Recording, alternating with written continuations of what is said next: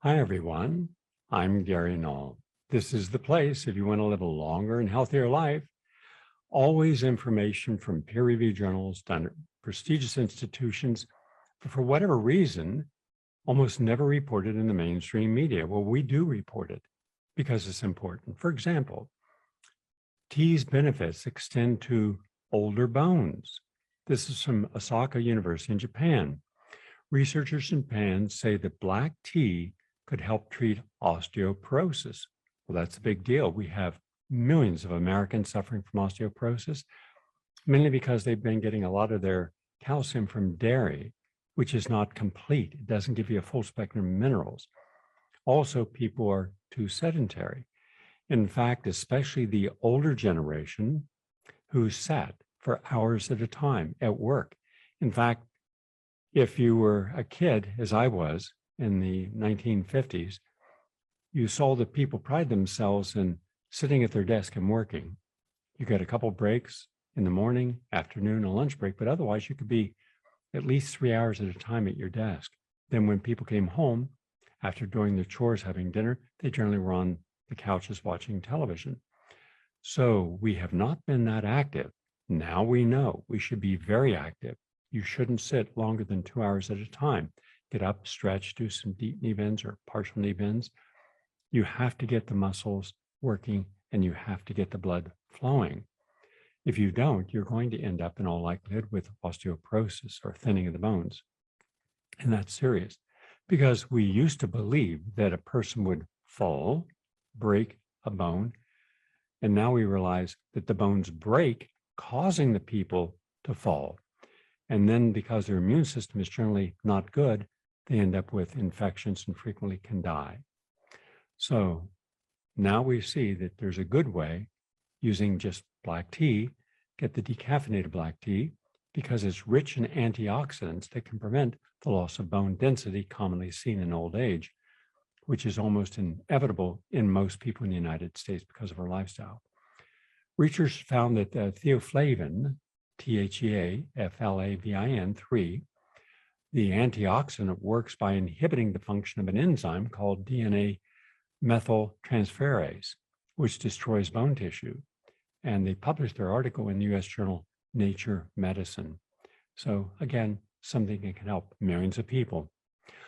Also, for those of you who've been using vitamin C in larger quantities, good for you. You're on the right side of this.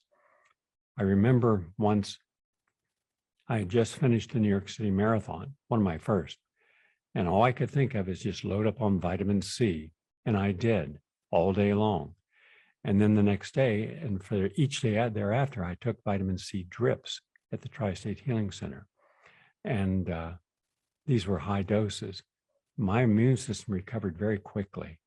And so I started sharing this with colleagues and then others in the running community. And it was interesting how long it took for that idea of recover from vitamin C in half the time by building back up your immune system using vitamin C. Well, now we know you use a lot more things than that. But I remember people coming to the center, and I'll give you one little case because I think this is important. This is the true firsthand experience. It's not hearsay. It's nothing out of a book. There was a man and his wife and daughter who came to the center, and his name was Ed Finkelstein. His wife was Dolly Finkelstein. Now, initially, she was very skeptical. She didn't believe any of this. And I asked why. Well, because she taught nursing and at a major center. And so he came because he had advanced blockage of his carotid artery, the one going to the brain. And the doctor said at his age, and the blockage, like 95 to 96% blockage, he could die of a heart attack at any moment.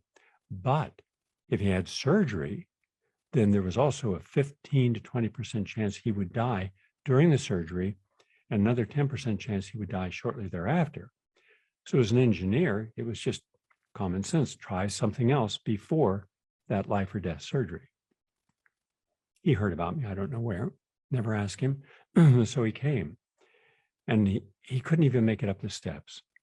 So I came downstairs and we sat on the steps at 72nd and Broadway for almost 2 hours. because he asked me a lot of questions. He was very detailed oriented. And right in front of us, parked right up against the curb, 10 feet away, was his wife and daughter. His daughter was also a medical doctor, by the way. Didn't believe in any of this, kept frowning, and then kept yelling out, this is a waste of time. Okay, but he listened. And I explained the biochemistry of how to declog arteries, and it was entirely possible. And it had been done. Dean Ornish had done it, and he could research Dean Ornish, look up his article in the New England Journal of Medicine or the British Medical Journal, The Lancet, and he could see that in a controlled study, he was able to reverse, with no medications or surgery, all forms of heart conditions. So he tried it, and his wife would bring him in, and we would put him on all forms of different modalities. And I created a protocol. Within 6 months, lo and behold, his carotid artery had de-occluded by almost 30%. Within a year, he began to come to the Sunday running groups that we had since 1975 and learn how to run. Along the way, his wife developed Bell's palsy. That can be permanent, by the way, disfiguring of the face, your eye is pulled down, your mouth is pulled down, and it makes it difficult to talk. And I suggested I help her, and she said, no, nothing will help. And I said, well, nothing you know will help, but why not be open? So finally, she said, okay. 2 weeks later, she had no Bell's palsy.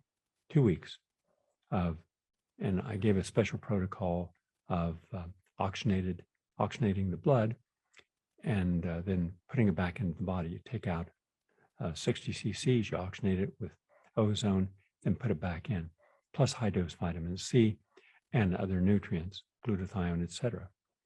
Well, that suddenly got her attention because it was now not about her husband who was improving, but her. So they began to train together. Well, guess what? They were taking high vitamin C, and they continued to take high vitamin C, even though he no longer had occlusion of that artery. In fact, here is history. Prove it for yourself. For every year thereafter, he was nominated and frequently won Outstanding Senior Athlete of the Year at the New York Roadrunners Club and the larger organization overseeing all athleticism in New York, the Metropolitan Athletic Congress, and then at the United States top level, the top champion in all of America as a senior runner. He even called me one day, said, Gary, I'm down in Pittsburgh. I just beat Jim Corbett, the Olympian, running. So both of them became world-class athletes every single year. Now I filmed them, and I'm going to get that clip today from our archivist here, and we're going to post it because we then filmed them a day in the life of these two people. He would have been dead, and he's vitally alive, and he's like 90 and terrific health. And what was the common thing? Every single day, they had fresh juices, antioxidants.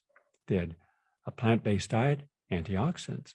They had vitamin E, tocotrienols, which, by the way, now, just as of today, listen carefully, you haven't heard this anywhere else, the latest scientific study shows that the tocotrienols are actually more important than the tocopherols, the alpha, the beta, gamma, delta, tocopherols, vitamin E.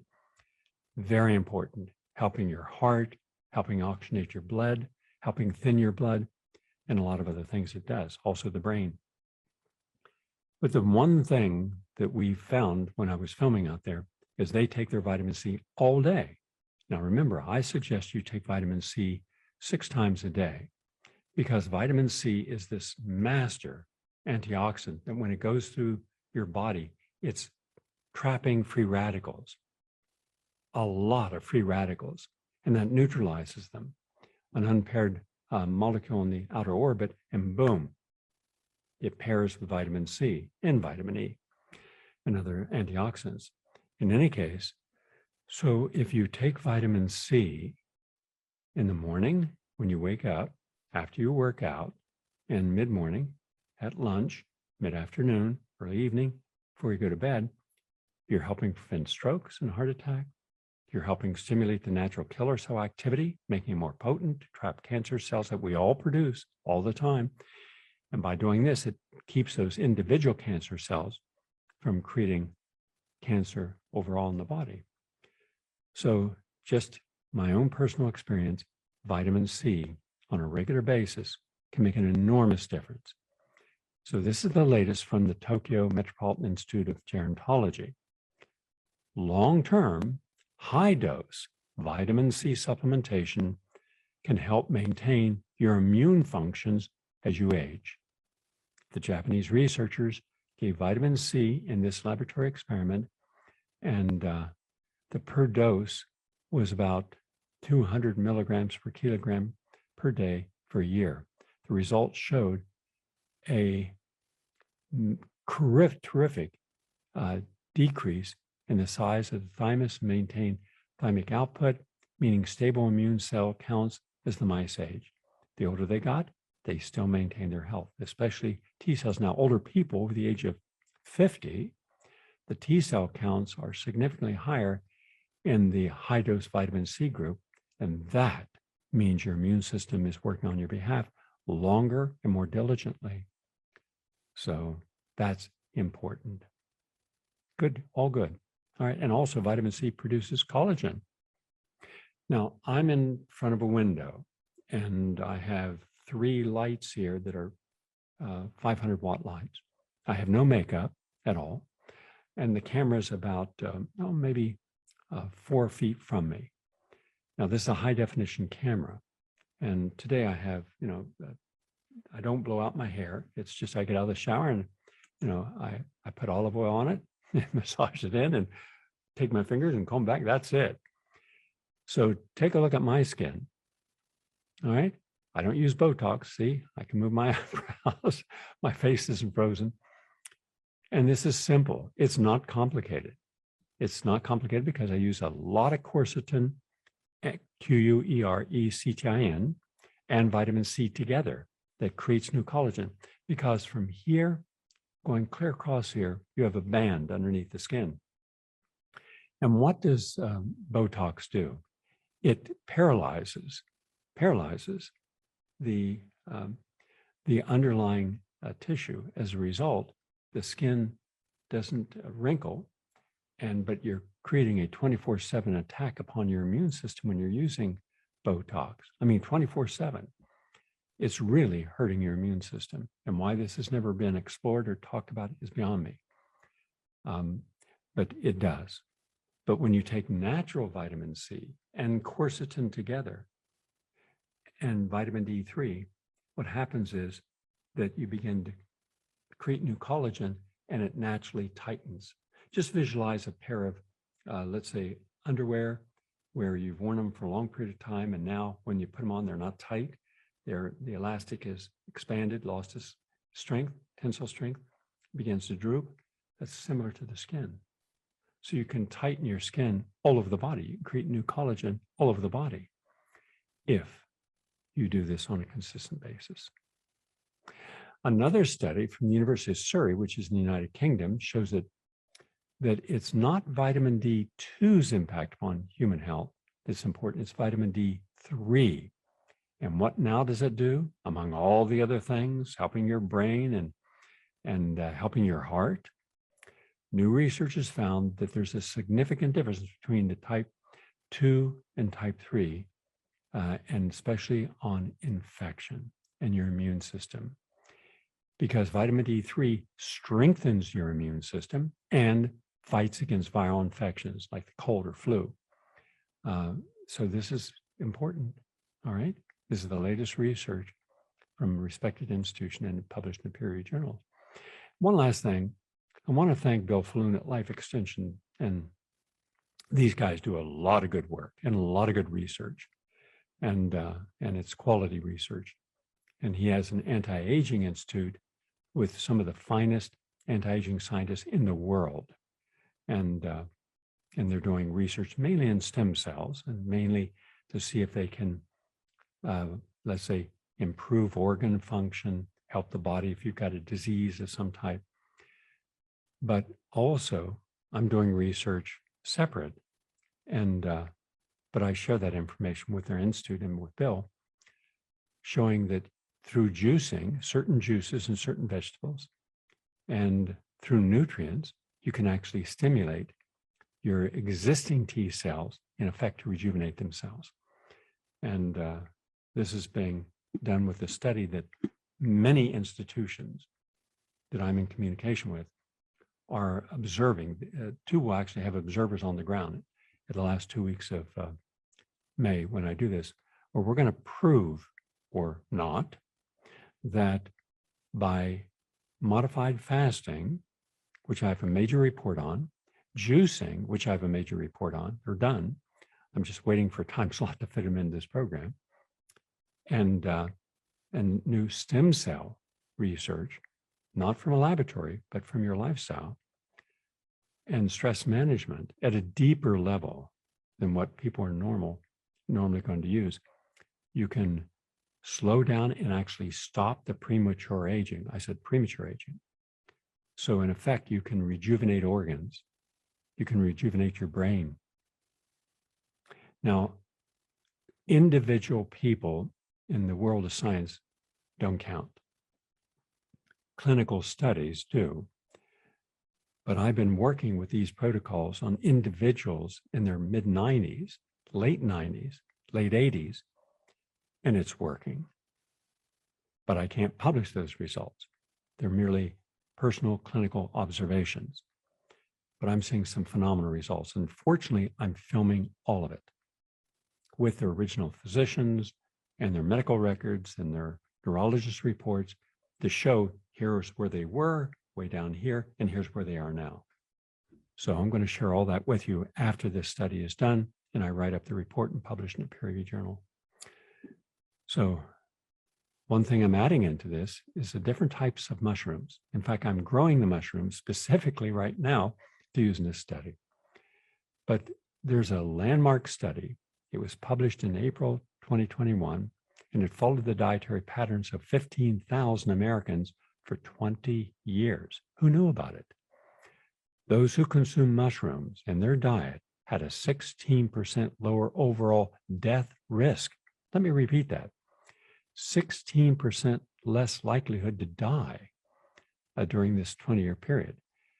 When one serving a day of mushrooms was ingested in place of processed red meats, there was a 35% reduction in all-cause mortality. That's a trend towards ever-lowering mortality was found in people who consumed higher amounts of mushrooms. So what's in a mushroom that enables people to live longer, right? It turns out that mushrooms contain more of an amino acid called L-ergothioneine, and that's ERGOTHIONEINE, than any other foods. Now, this particular amino acid protects your DNA and reduces the shortening of your telomeres.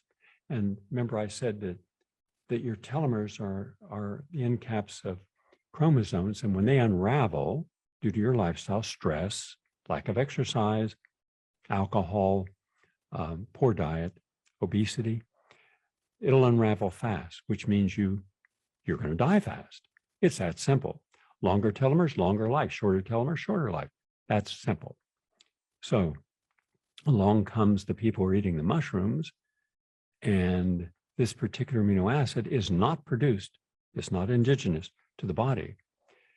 And its levels peak in early adulthood and steadily decline with age as the body loses its ability to accumulate this powerful nutrient.